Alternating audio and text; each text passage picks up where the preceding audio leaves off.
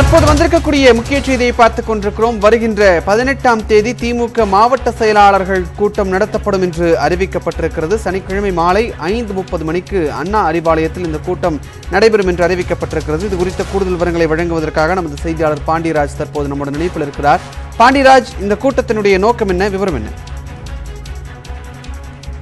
விஷ்ணு, திமுக தலைவரும் முதலமைச்சருமான மு.க.ஸ்டாலின் தலைமையில் திமுகவினுடைய மாவட்ட கழக செயலாளர்கள் மற்றும் நாடாளுமன்ற சட்டமன்ற உறுப்பினர்களுடைய கூட்டமானது வருகின்ற சனிக்கிழமை மாலை 5:30 மணி அளவில் அண்ணா அறிவாலயத்தில் இருக்கக்கூடிய கலைஞர் அரங்கில் நடைபெறும் என்று தெரிவிக்கப்பட்டிருக்கிறது.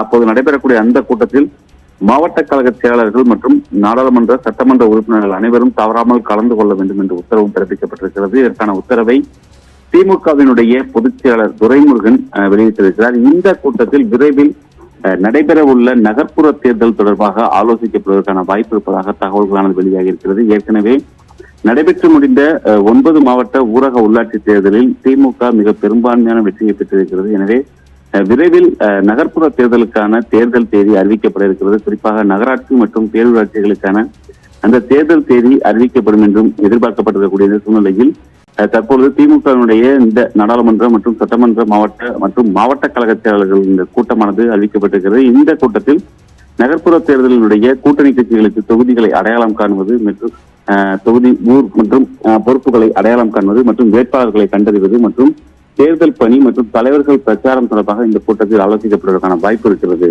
விஷ்ணு, நன்றி பாண்டியராஜ் உங்களுடைய தகவல்களுக்கு.